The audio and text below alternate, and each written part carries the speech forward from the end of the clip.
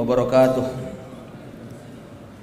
Innal hamdalillahi nahmaduhu wa nasta'inuhu wa nastahdihi wa natubu ilaihi wa na'udzu billahi min shururi anfusina wa sayyiati a'malina. May yahdihillahu fahuwal muhtadi wa may yudlil falan tajida lahu waliyyan mursyida. Asyhadu an la ilaha illallah wahdahu la syarika lahu wa asyhadu anna Muhammadan abduhu wa rasuluhu la nabiyya wa la rasula ba'dah. Allahumma sholli ala Muhammadin wa ala Muhammad kama shallaita ala Ibrahim wa ala ali Ibrahim innaka Hamidum Majid. Para jamaah Bapak Ibu yang dirahmati Allah Subhanahu wa taala, alhamdulillah dengan izin Allah Subhanahu wa taala malam ini adalah kajian yang kedua untuk majelis tadabbur Quran yang insyaallah untuk setiap malam Jumat ketiga saya mengampu tema tafsir surah Yusuf. Tadabbur ini secara makna adalah perenungan, penghayatan, mengelola, mengendalikan jiwa kita. Dia lebih ringan daripada tafsir. Tidak setiap orang bisa menafsirkan, tetapi setiap orang bisa merenungkan. Maka kalau kemarin di pertemuan perdana barangkali disinggung kenapa diberi nama majelis tadabbur Quran. Ya karena majelis tafsir Quran lebih berat levelnya gitu ya. Jadi membutuhkan ilmu yang sangat luar biasa dari pakar, ahli, ulama yang memang kompeten di dalamnya. Tapi tadabbur ini bisa dilakukan oleh siapa saja yang dia mau merenung tentang ayat-ayat tersebut. Apa bedanya tafsir dengan tadabbur? Tafsir lebih kepada menjelaskan kandungan dan makna, apa yang Allah inginkan dari ayat tersebut. Sedangkan tadabbur lebih identik untuk mengetahui aina maqamuna min hadil ayah, di mana posisi kita, berapa level kita di dalam melaksanakan ataupun menjalankan ayat ini. Misalnya tafsir tentang fawailul lil musallin, sungguh telah celaka orang salat, alladzina hum an sholatim sahun. Itu nanti para ulama menjelaskan bahwa yang dimaksud di sini adalah orang-orang yang melalaikan salatnya. Salat subuhnya kesiangan, salat duhurnya menjelang asar, salat asarnya menjelang maghrib, salat maghribnya menjelang isya, salat isyanya menjelang subuh. Tidak menyempurnakan wudunya, tidak menyempurnakan gerakannya, tumak ninahnya. Ini tafsir dari fawailul lil musallin. Tapi kalau tadabbur tentang fawailul lil musallin itu maknanya kira-kira sholat saya ini diterima nggak ya? Kalau sholat itu nilainya ada 1 sampai 10, nilai saya tuh di level berapa ya? Ya, saya ini termasuk orang-orang yang lalai apa enggak ya? Kalau sholat itu masbuk terus, saya terancam dengan ayat ini apa tidak? Ya, saya begitu takbiratul ihram kemudian pikirannya langsung kemana-mana. Kira-kira di sisi Allah nilai saya seperti apa? Kalau para ulama menggambarkan ibadah sholat yang kita lakukan, seperti kata Imam Ibnu Qayyim, sholat yang kita persembahkan kepada Allah itu mirip seperti seorang raja yang mengumumkan sayembara siapa yang bisa mempersembahkan gadis tercantik kepada sang raja. Maka setiap rakyat berlomba-lomba untuk menghadirkan sosok wanita tercantik yang akan dimiliki sang raja. Definisi cantik tentu relatif, tetapi saya pikir kita sepakat tinggi, putih, mancung, langsing itu udah standar gitu ya. Lah, kalau ada orang yang sholatnya itu sahun, kualitasnya buruk, itu mirip seperti seorang rakyat yang mempersembahkan kepada sang raja seorang wanita atau budak yang akan menjadi milik raja, tapi budaknya ini hitam, keriting, pendek, sipit, doer, pesek gitu ya, korengan. Kira-kira kalau budak wanita seperti ini dipersembahkan pada sang raja, rajanya kira-kira bahagia atau kita ngasih ditempeleng sama dia? Ini bukan persembahan, ini penghinaan. Kira-kira gitu ya. Nah, sudahlah, kita tidak akan menuding kualitas sholat Anda begini begitu. Kita tadabbur. Tadabbur berarti apa? Lebih ke dalam. Nah, kira-kira budak saya yang kita persembahkan kepada sang raja, ini kualitas budak yang macam mana? Ya. Jamaah rahimakumullah, Maka tadabbur lebih kepada perenungan. Aina maqamuna min hadil ayah. Di mana posisi kita, berapa level kita ketika Allah mengatakan dzalikal kitabul la raiba fih. Baik, kita akan mulai dari ayat yang pertama dalam surah Yusuf. Ya, kenapa kita pilih surah Yusuf? Nanti surat ini dalam suasana pandemik, dalam suasana pendidikan kita sedang sangat kacau balau, dalam keadaan banyak orang tua stres terhadap anak-anaknya, ya, sampai level stresnya itu mengerikan ya. Mungkin sudah viral cerita bapak ibu yang jengkel dengan pelajaran daring, si anak diajari nggak paham-paham, diomelin yo nggak maju-maju, akhirnya anak itu dipukuli, digebuki, disabeti sampai mati. Ya, dan yang melakukan bapak dan ibunya. Akhirnya begitu mati dalam kondisi bajunya berdarah-darah karena luka di tubuhnya, oleh sang bapak anaknya dikubur. Masyarakat kaget, ini kok nggak ada pengumuman, tahu-tahu ada penguburan. Singkat cerita dibongkar kuburan tersebut, dan pada saat dibongkar jenazahnya masih mengenakan pakaian yang dikenakan oleh anak tersebut dalam kondisi berdarah-darah. Ya sudah pasti sang bapak tertuduh ini. Ya, jamaah rahimakumullah, ngeri ya kalau kita lihat tingkat stres orang tua hari ini dengan suasana pendidikan yang tak sesuai dengan harapan, bahwa ternyata anak-anak di SD terutama ya, yang mereka belum masuk pada fase paham terhadap keinginan orang tuanya, ini benar-benar menjadi ujian bagi orang tua yang tidak punya pengetahuan. Maka cerita tentang Nabi Yusuf ini adalah cerita tentang pendidikan seorang bapak yang hebat, yang Rasulullah SAW menyebut Nabi Yusuf sebagai Al-Karim, Ibnul Karim, Ibnil Karim. Bahwa Nabi Yusuf adalah seorang manusia yang mulia, bapaknya mulia, kakeknya mulia, mbah buyutnya mulia. Yusuf bin Yakub bin Ishak bin Ibrahim. Ya. Maka cerita di dalam surat Yusuf oleh Allah disebut dengan nahnu naqussu 'alaika ahsanal qasas.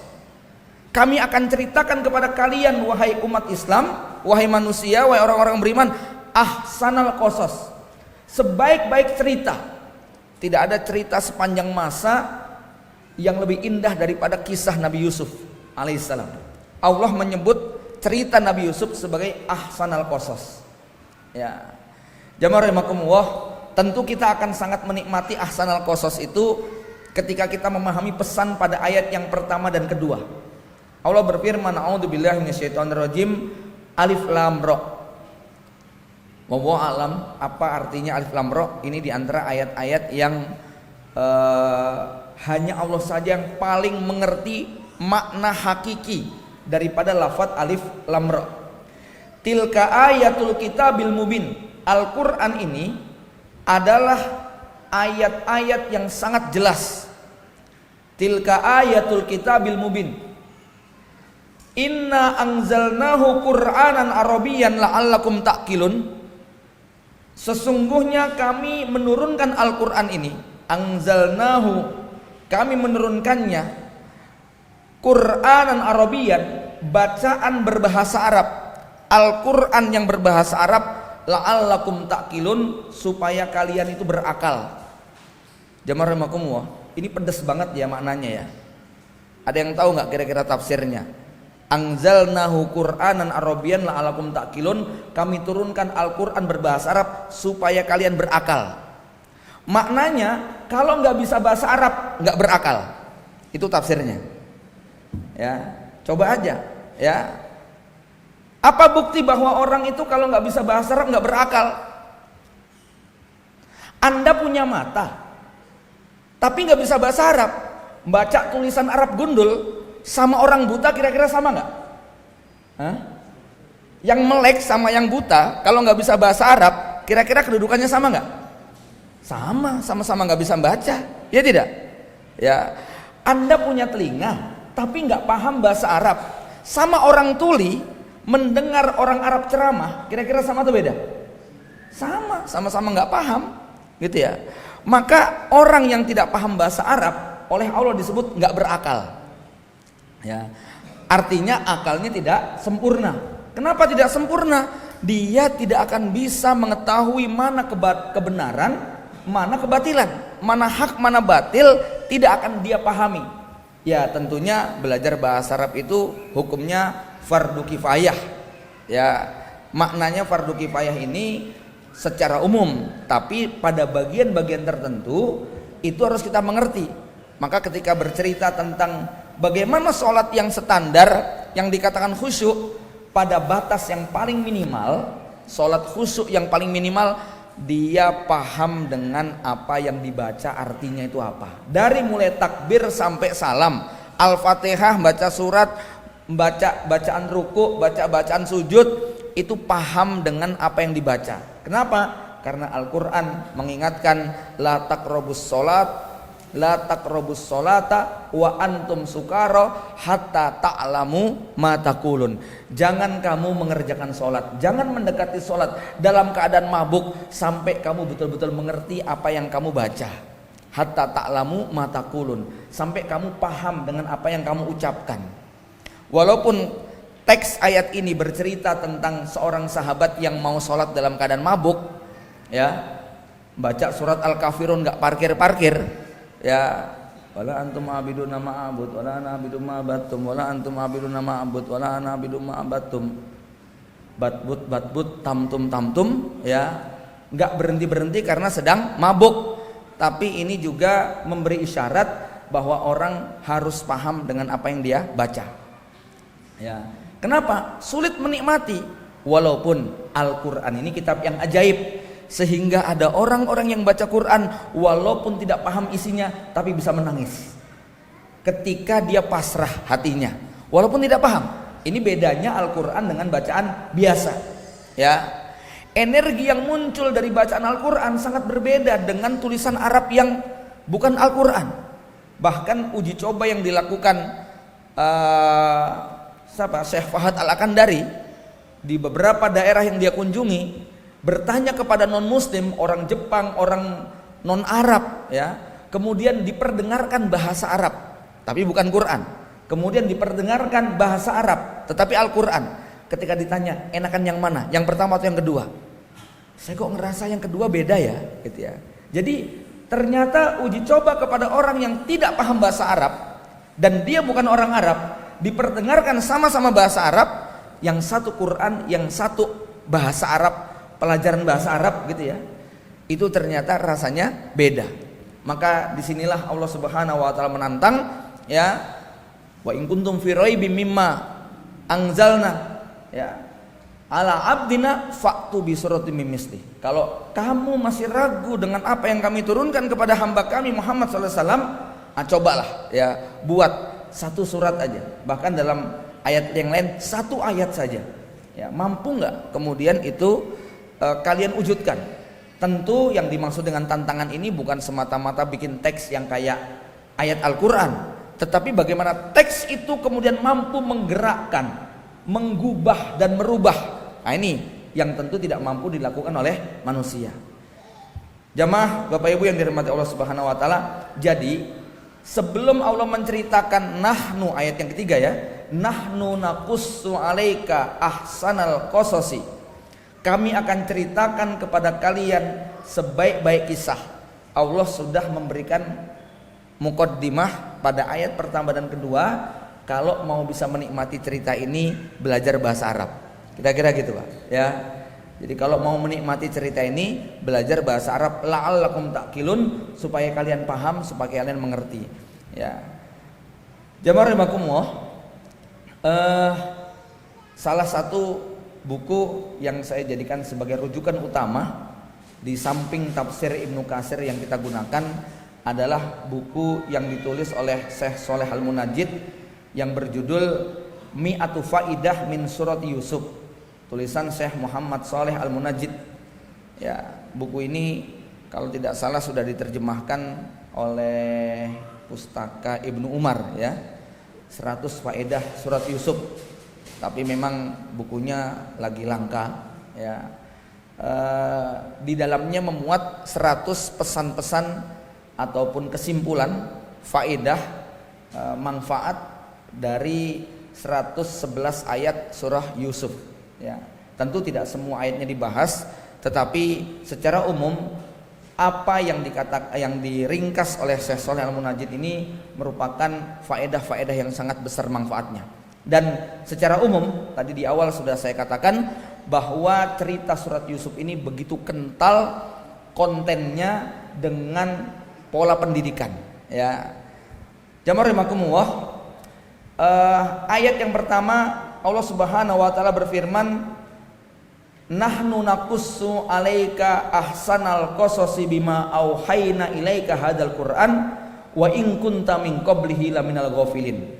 Kami menceritakan kepadamu wahai Muhammad kisah yang paling baik dengan mewahyukan Al-Qur'an padamu, dan sesungguhnya engkau sebelum itu termasuk orang yang tidak mengetahui. Dalam tafsirnya Sa'ad bin Ibnu Katsir menyebutkan kisah Sa'ad bin Abu Waqqas yang berkata, Al-Quran diturunkan kepada Nabi SAW, lalu beliau membacakannya kepada para sahabat. Kemudian mereka bertanya, mengapa engkau tidak menyampaikan kisah kepada kami? Ya Rasul, kok nggak ada ceritanya?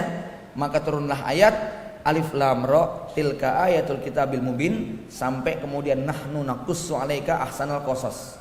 Ya, ini beberapa riwayat yang serupa juga disebutkan oleh sahabat Ibnu Abbas, ya, tentang nahnu naqussu 'alaika ahsanal qasas. Nahnu naqussu 'alaika ahsanal qasas ini juga menjadi inspirasi bahwa umat Islam tidak butuh kepada kitab-kitab sebelumnya, sebab Al-Qur'an ini kafin, ya, sudah mencukupkan. Apa yang ada di dalamnya sudah meliputi apa yang paling dibutuhkan manusia. Maka nanti kita akan temukan gaya bertutur yang berbeda untuk sebuah cerita yang sama. Al-Qur'an menuturkan dengan bahasa yang berbeda. Sebab kitab-kitab sebelumnya ini turun dengan bahasa yang kemudian ditulis sesuai dengan bahasa di mana umat itu diturunkan, bahasa Ibrani misalnya, ya, yang sampai hari ini barangkali validasinya sangat berbeda. Jadi begini, Al-Quran diturunkan dengan bahasa Arab, ini juga menjadi isyarat, ya, bahwa bahasa Arab ini akan menjadi bahasa internasional, bahkan bahasa dunia akhirat. Ada riwayat yang sebagian ulama melemahkan, uhibbul Arab li salasin, aku cinta bahasa Arab karena 3. 1, aku dilahirkan di Arab. 2, Al-Quran turun bahasa Arab. 3, besok di surga penghuninya berbahasa Arab. Sempat berpikir nggak, Latat, kalau penghuni neraka bahasanya bahasa apa? Hah? Di neraka kira-kira bahasa penduduk neraka bahasa apa? Karena dialognya di Quran ya bahasa Arab, ya toh? Dialog antara penduduk neraka dengan penduduk neraka itu pakai bahasa Arab. Ya. Lihat aja dialog antara iblis dengan pengikutnya. Dialog antara rakyat yang dikibulin sama pemimpinnya kepada sang pemimpin. Ya. Inna ata'na sadatana wa kubara'ana fa'adalluna sabil. Ini kan orang-orang di neraka semua, ya. Tapi sebagian ulama menafsirkan orang penduduk neraka besok bicaranya bukan bahasa Arab. Ya, Al-Qur'an itu mengisahkan dengan bahasa Arab. Sebagaimana cerita Nabi Adam, cerita Nabi Nuh, cerita Nabi Ibrahim, cerita Nabi Musa, bahasa mereka bukan bahasa Arab, tetapi dikisahkan dalam Al-Quran dengan bahasa Arab. Ya, cerita umat-umat yang lalu digambarkan dengan bahasa Arab. Ya, tapi itu kan pewartaan dari Allah Subhanahu Wa Taala, bukan bahasa asli yang mereka ungkapkan. Nah, kalau penduduk neraka ini dalam riwayat, ya, mereka tidak menggunakan bahasa Arab, tapi menggunakan bahasa yang disebut dalam Al-Quran bahasa lenguhan. Tahu lenguhan, Pak? Lengkingan, rintihan. Jadi yang keluar dari mulut mereka itu adalah merintih, mengeluh, melenguh, merasakan derita yang teramat sangat, tetapi bahasa itu bisa dipahami oleh lawan bicaranya. Paham ya, Pak? Ada 2 orang yang sama-sama gagu, tapi karena mereka sudah tiap hari berinteraksi, dia bisa cerita, tanganku sakit, ya, tanganku pegel, itu dia bisa menyampaikan, tapi bukan dengan bahasa yang kita pahami bersama. Nah, ini penduduk neraka besok ketika berdialog itu dalam Al-Qur'an disebut dengan bahasa rintihan. Ya, tepatnya rintihan yang melengking sampai suaranya serak, itu dalam Al-Qur'an begitu, ya. Jamaah rahimakumullah, ya. Ayat ini dijadikan sebagai pengantar oleh Allah Subhanahu wa taala, ya, sebelum Allah menyebutkan tentang kisah Nabi Yusuf. Ada apa dengan kisah Nabi Yusuf? Pada ayat keempat Allah menceritakan, idz qala yusufu li abihi ya abati inni ra'aitu ahada asyara kaukaba wasyamsa wal qamar ra'aituhum li sajidin. Ingatlah ketika Yusuf berkata kepada ayahnya, wahai ayahku, sungguh aku bermimpi melihat 11 bintang, matahari dan bulan, kulihat semuanya bersujud kepadaku. Kalau Anda masih ingat pelajaran waktu SD, tata surya kita jumlahnya ada berapa? Ada 9 ya. Matahari, bumi, bulan, dan 9 planet. Itu yang kita pelajari. Tapi 25 tahun yang silam saya diskusi dengan kawan ketika masih santri, dia cerita berdasarkan ayat ini jumlah tata surya bukan 9 tapi 11. Ya, karena ayatnya berbunyi inni ra'aitu ahada asyara kaukaba wasyamsa wal qamar ra'aitum li sajidin. Aku melihat ada 11 kaukab, ya, bintang, matahari dan bulan. Walaupun planet tidak bisa disebut sebagai bintang kalau menurut ilmu, ya, tapi akhirnya mulai ada penemuan-penemuan baru dan mulai terbukti bahwa ternyata jumlah tata surya bukan 9. Ya, walau alam bisawab. Ini mungkin bukan tafsirnya, ya, tapi sekedar isyarat. Ya, kok Allah menyebut 11 bintang, bulan dan matahari? Kenapa kok pelajaran yang ada cuma 9 planet? Ya. Jamaah rahimakumullah, kita kutip satu faidah yang disebutkan oleh Syekh Shalih Al-Munajjid di dalam kitabnya Mi'atu Faidah. Ya. Yang pertama, ta'ahadal abu abna'ahu bitarbiyah wa yuqarribu ilaihi min 'indihi istidadun lil fahmi wal ilmi wal fiqhi. Ini merupakan sebuah gambaran tentang bagaimana seorang bapak punya kewajiban memberikan tarbiyah yang kuat kepada anak-anaknya. Jamaah rahimakumullah, Nabi Yakub alaihissalam adalah salah seorang nabi yang kemudian nanti anak keturunannya kita kenal dengan nama Bani Israel. Israel itu nama lain daripada Nabi Yakub. Jadi harus hati-hati ya, kalau lagi ada demo anti Zionis, Israel laknatullah misalnya gitu ya. Nah, Israel itu nama Nabi Yakub. Allah berfirman, a'udzubillahi minasyaitonirrajim, kullut ta'am kana halal li bani Israil illa ma harrama Israilu ala nafsih. Semua makanan pada asalnya hukumnya halal bagi Bani Israel, illa ma harrama Israilu ala nafsih, kecuali apa yang diharamkan oleh Israel untuk dirinya sendiri. Israel di sini artinya siapa? Nabi Yakub alaihissalam. Jadi jangan kebablasan, ya. Israel itu nama lain dari Nabi Yakub. Ya, Allah menyebut dalam Al-Qur'an nama lain daripada Nabi Yakub adalah Israel. Maka anak keturunannya disebut dengan Bani Israel. Ya. Nabi Yakub alaihissalam adalah anak dari Nabi Ishak. Ya. Nabi Yakub. Nabi Yakub alaihissalam adalah anak daripada Nabi Ishak. Ishak anak daripada Nabi Ibrahim. Jadi Nabi Ibrahim memiliki 2 orang istri, Ibunda Hajar dengan Ibunda Sarah. Dari Ibunda Hajar lahir Nabi Ismail yang kemudian nanti anak keturunannya sampai kepada Rasulullah SAW. Sedangkan Nabi Ishak ini memiliki 2 orang anak, namanya Yakub dengan Esau. Nanti pada saat mereka sudah mulai memasuki usia pemuda, ya, terjadi perselisihan yang membuat Nabi Yakub harus meninggalkan Palestina menuju negeri Padan Aram. Di Padan Aram inilah kemudian Nabi Yakub menikah dengan anak dari pamannya yang bernama Laban. Laban memiliki 2 orang anak yang bernama Rahil dengan Laya.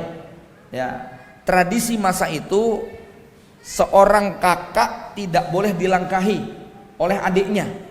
Tapi Nabi Yakub pertama kali berjumpa dengan Rahil, putri dari Laban yang secara paras sangat cantik jelita. Ya, pada saat kemudian datang menemui Laban, kemudian menyampaikan pesan sang ayah Nabi Yakub dengan Laban ini satu embah, ya. Jadi statusnya adalah paman. Maka Laban kemudian mengiyakan, senang kalau anaknya dilamar oleh anaknya Nabi Yakub, ya, anaknya Nabi Ishak, yaitu dilamar oleh Yakub. Kemudian Nabi Yakub menyangka bahwa dia akan dijodohkan dengan Rahil, tetapi malam itu Nabi Yakub dijodohkan dengan Laya. Awalnya kecewa, tapi kemudian diingatkan kalau kamu ingin menikahi adiknya nggak apa-apa, tapi tunggu sekian tahun kemudian. Ya, maka Nabi Yakub menikahi sang kakak yang secara paras agak jauh dibandingkan dengan adiknya, yaitu Rahil. Ya, barangkali kalau kita ingin tahu seperti apa kecantikan Rahil, bayangkan anaknya Nabi Yusuf. Nah, kira-kira gitu ya. Udah terbayang berarti ya. Ya, Nabi Yusuf digambarkan sebagai sosok manusia yang paling tampan di muka bumi, yang tingkat ketampanannya itu nggak ada yang bisa mengalahkan levelnya. Ya, standar tampan tuh gimana sih, Tat? Ya, nih kalau mau tahu saya kasih tahu standar tampan ya. Ya, standar tampan itu sampai seorang perempuan, bukan cuma seorang, 2 orang, 3 orang, 4 orang perempuan yang sedang megang pisau membelah buah atau mangga atau apapun sampai tidak sadar kalau tangannya sampai berdarah. Saking tampannya itu rasa sakit nggak terasa. Nah, terus kalau mengukur kita gimana? Gampang. Kalau besok istri jenengan itu mau melahirkan, ketika sudah pembukaan 6, 7, 8, 9, nah, tinggal dilihat aja. Ya, kalau melihat wajah jenengan kok rasa sakitnya hilang, wah berarti ketampanan Anda luar biasa gitu loh ya. Tapi kalau melihat wajah jenengan kok makin luar biasa penyakitnya, ya silakan muhasabah lah kira-kira gitu ya. Ya.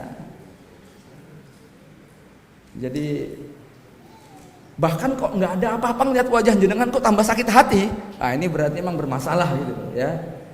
Tapi kalau dia punya problem apapun, ngelihat wajah jenengan kok langsung hilang gitu ya, problemnya tadi ya berarti level ketampanan Anda lulus ujian gitu ya. Ya, tapi ini tidak sama dengan cerita seorang bapak yang kemana-mana foto istrinya selalu dimasukkan ke dalam dompetnya. Sampai temennya heran, ya kok dikit-dikit bapak ini ngelihat dompetnya, dibuka foto istrinya, dipandang lama-lama, ya. Kata teman sekantornya, Pak, saya perhatikan jenengan ini kok sering banget buka dompet dan memperhatikan wajah istri bapak. Ya, saya ini kalau lagi punya masalah itu selalu membuka dompet saya. Kenapa? Ya karena kalau saya lihat wajah istri saya, semua masalah saya jadi hilang gitu. Wah, berarti bapak sangat cinta banget sama istri Pak. Bukan, justru inilah masalah terbesar saya gitu loh. Gitu loh, ya. Jadi begitu saya lihat wajah dia, semua masalah yang lain kalah dengan wajah dia. Ibu-ibu jangan bangga Bu ya kalau wajahnya dibawa kemana-mana oleh suami jenengan gitu loh ya. Bukan berarti dia sangat amat cinta, boleh jadi karena Anda adalah masalah terbesar dalam hidupnya, sehingga problem apapun di kantor, di jalan, di pertemanan itu hilang seketika begitu melihat wajah Anda, karena Anda dianggap sebagai problem terberat ya dalam hidupnya ya. Baik, kita kembali kepada kisah Nabi Yakub alaihissalam. Nabi Yakub menikah dengan ibunda Rahil, melahirkan 2 orang anak yang bernama Yusuf dengan Bunyamin. Menikah dengan ibunda Laya, punya 6 orang anak yang nanti rata-rata menjadi para pembesar dari Bani Israel. Laya dengan Rahil memiliki budak perempuan yang kemudian budak itu juga dinikahi. Masing-masing dari budak tersebut lahir 2 orang anak ya. Maka total jumlah anak Nabi Yakub alaihissalam dari 2 istrinya dan 2 orang budaknya ada 12. 12 inilah yang dalam Al-Quran disebut dengan Al-Asbat, ya, yang kemudian menjadi 12 suku terbesar Bani Israel, ya. 12 suku ini yang disebut dalam Al-Quran sebagai Al-Asbat. Misalnya dalam cerita ketika Nabi Musa melakukan perjalanan meninggalkan bumi Mesir, yang kemana-mana selalu membawa batu ajaib, batu mukjizat. Kenapa? Setiap kali batu itu dipukul, fanfajarat minhu isnata asrota aina qad alima kullu unasin mashrabahum. Setiap kalau dipukul maka memancar 12 mata air, dan setiap kepala suku masing-masing mengerti mana sumber mereka harus minum. Jadi ini batu yang memancarkan air, sehingga Bani Israel yang jumlahnya ratusan ribu itu, dari 12 suku itu, kemanapun mereka selalu tidak kehausan. Kenapa? Ketika dibutuhkan maka batu itu dipukul memancar 12 mata air, ya. Jamaah rahimakumullah, 12 anak inilah yang nanti pada saat Nabi Yakub alaihissalam akan meninggal dunia, 12-12-nya dikumpulkan, ya. Untuk apa? Ditantang, diminta kesanggupan. Ini dimuat dalam ayat yang lain, am kuntum syuhada'a id hadara yaqubal maut id qala li banihi ma ta'buduna min ba'di. Apakah engkau menyaksikan? Ini tentu pertanyaan retoris, ya. Nabi Yakub itu kejadiannya sudah sekitar 3000 sebentar. Kita dengan Rasulullah 600 tahun, kita dengan Nabi Isa 2000 tahun, kita dengan Nabi Musa 3300 tahun, kita dengan Nabi Yusuf 3700 tahun. Jarak antara Yusuf dengan Nabi Musa 400 tahun. Ya, jarak Nabi Musa tahun ke 1300 sebelum Masehi. Berarti ini cerita kalau dari zaman Rasulullah SAW sudah 2300 tahun yang lalu.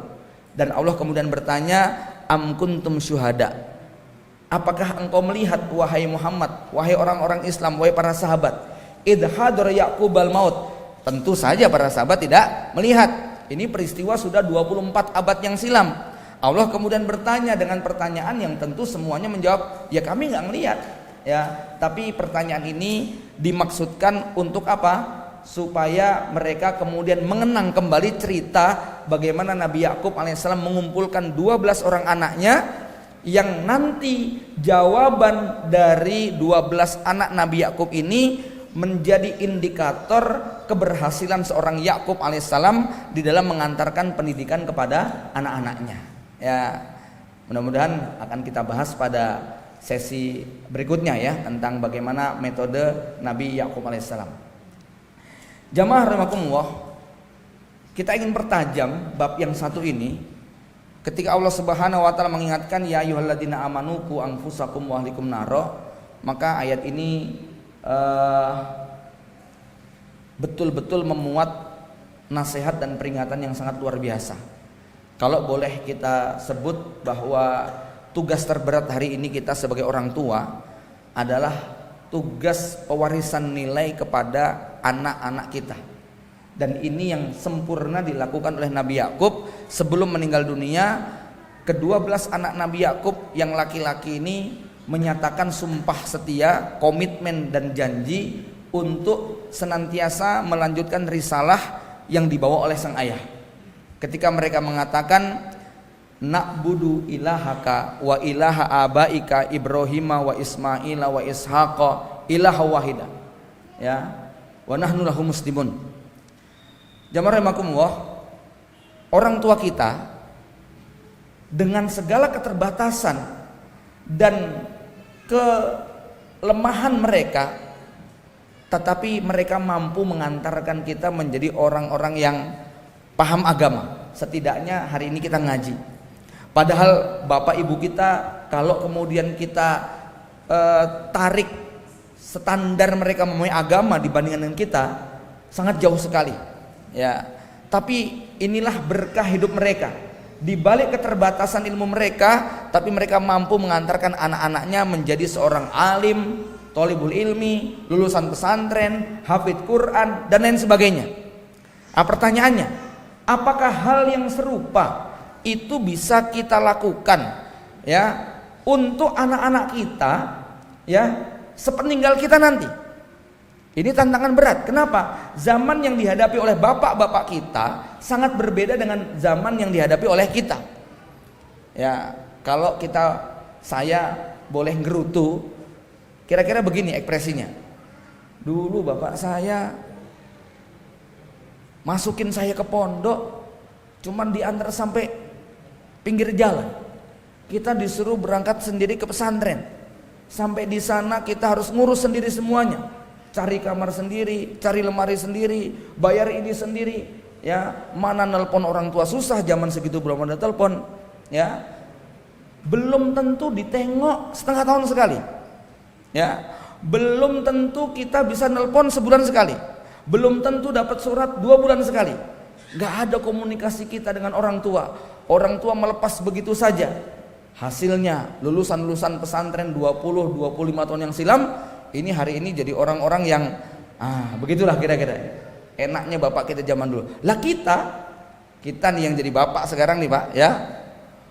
Udah daftar kita yang daftarin, nganter pondok kita anterin, masuk kamar kita bawa dia, nata lemarinya kita bantuin, proses daftar ulang, bayar SPP kita selesaikan, uang saku kita titipin orang tua.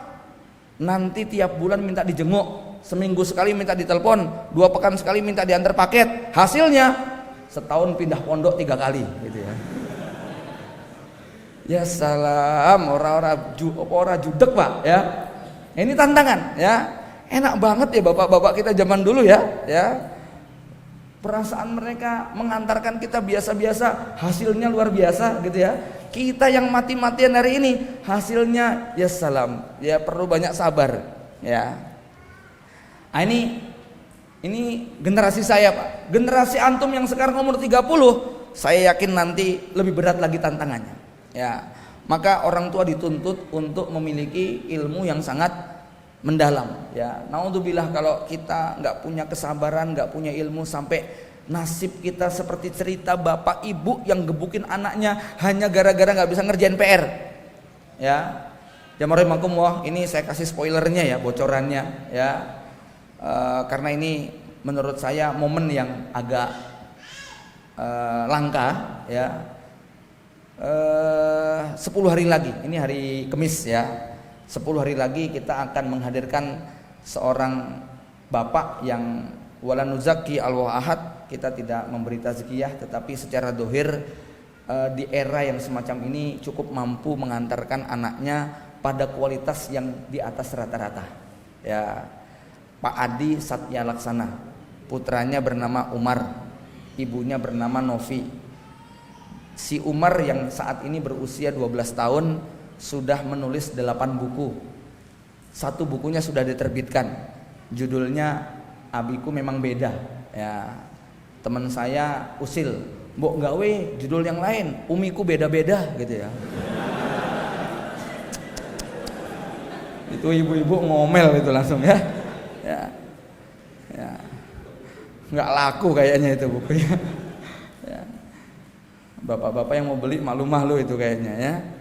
Oke, buku ini tiba-tiba dalam 1 bulan menjadi perbincangan karena sang anak yang bernama Umar Humam, nama lengkapnya Badiuz Zaman Umar Humam, itu kemudian menjadi viral dengan berbagai macam komentar atas sebuah karya yang untuk ukuran kita nggak masuk akal. Bahasanya tertata rapi, levelnya kelas tinggi, cara berpikirnya bukan usia SD, tapi itu nyata benar-benar merupakan tulisan asli dia yang memang sebagian besar sebagaimana tertulis di depan nasihat abiku ya. Ini pesan-pesan sang ayah yang sebagian direkam, sebagian dicatat, lalu kemudian dibukukan ya. Bukan hanya itu, anak 12 tahun ini sudah memiliki yang saya tangkap 2 perusahaan. Jumlah karyawannya sekitar 20-an. Omsetnya sudah ratusan juta per bulan. Ya. Dan semua karyawannya sebagian besar diwawancarai langsung oleh dia. Ya, Mas terbayang nggak jenengan umur 25 ngelamar di perusahaan diwawancarai sama anak 11 tahun? Mas pengen kerja di tempat saya. Terbayang nggak kira-kira? Gimana cara dia mewawancarai? Ya, dia tidak berpendidikan formal, artinya dia keluar dari SD, dan itu salah satu pemicunya saat si anak ini dapat PR dari gurunya. Pada saat ngerjain PR, bapaknya kemudian nggak suka anaknya ngerjain PR. Lalu sang bapak mengirim surat kepada bapak ibu guru di kelasnya, kemudian mengatakan panjang lebar mukodimahnya, bapak ibu ngerti nggak apa yang dimaksud dengan pendidikan? Pendidikan adalah apa yang tersisa dari semua yang kita pelajari. Ya, PR yang bapak ibu berikan kepada anak saya telah merampas waktu terbaik komunikasi saya dengan anak saya. Apa tidak cukup PR ini dikerjakan di sekolah tanpa harus dibebankan di rumah? Ini PR kayak monster buat anak saya, mengganggu hubungan harmonis saya. Dia nggak beda dengan televisi yang telah banyak merampas waktu terbaik hubungan orang tua dengan anak.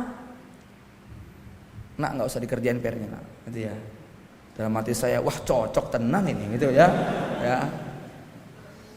Pak, stres nggak Pak dengan PR anak-anak kita Pak? Ya. Saya pikir bukan cuma saya mengalami ya. Jenengan itu ngeliat anak dia. Ya tadi ceritanya sampai dipukulin sama ibu bapaknya karena disuruh ngerjain anak nggak mau, gitu kan? Ya, Bapak Ibu yang dirahmati Allah Subhanahu Wa Taala, bukan cuma itu, banyak sekali pesan-pesan tersebut. Yang singkatnya, ketika kemarin saya dapat kesempatan untuk bisa mewawancarai Sang Umar ini, awalnya sang ayah datang berkunjung ke rumah kami, kemudian presentasi. Ya silaturahmi aja, kemudian menyampaikan beberapa pesan gimana tentang pendidikan Umar. Akhirnya kemudian hari Ahad kemarin kami bisa berkunjung kepada Umar yang saat ini sedang mondok di Mahat Ali Tahfidzul Quran. Teman-temannya 20 tahun ke atas semua, dia tuh yang umur 12 tahun.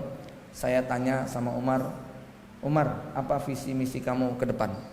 Dengan gagah, tegas tapi lembut dia mengatakan, insya Allah 14 tahun saya akan menyelesaikan hafalan 30 juz, menguasai Arab, Inggris, Spanyol dan Mandarin. 17 tahun saya akan nikah. Masya Allah. Nah, wes ini ada bocoran informasi yang mau besanan ya. Ya. Keren loh Pak ya. Itulah setahun macam kayak begitu, dan mungkin perusahaan dia sudah bisa mengglobal karena produk dia ini bukan hanya di level nasional Pak, internasional juga. Ya. Dan banyaklah ya, nanti mudah-mudahan hari Ahad kita akan bincang. Jadi rencananya Ahad tanggal 27 besok kita hadirkan bapak, ibu dan anaknya. Nanti bapak dan ibunya, bapak dan anaknya acaranya di sini di masjid dari jam 7:30 atau jam 9 sampai jam 11 untuk umum bapak dan ibu. Nanti untuk ummahatnya insya Allah ba'da duhur jam 1 sampai jam 2:30 khusus untuk ummahat. Kita hadirkan ibunya di lantai atas di ballroom. Ini khusus untuk ummahat. Ya, pengumuman resminya menunggu nanti dari tim Arafah ya, broadcastnya, karena biar teregistrasi kita pengen mengukur berapa kuota yang bisa kita terima ya. Ini spoilernya biar antum nanti bisa mendahului daftar begitu ya. Baik, Bapak Ibu yang dirahmati Allah Subhanahu Wa Taala. Jadi ini perjuangan seorang bapak mengantarkan anak-anaknya. Saya juga jadi teringat kisah seorang tokoh legendaris yang menjadi pendiri kesultanan Turki Utsmani atau kekhilafahan Turki Utsmani. Ya, dialah sosok yang bernama Osman bin Ertugrul atau Osman bin Ertuğrul. Nama yang populer karena film nasyidnya kita setelin terus di Osmani Cafe ya, sampai tempat kita diplesetin Daulah Ngeruki Osmani gitu ya.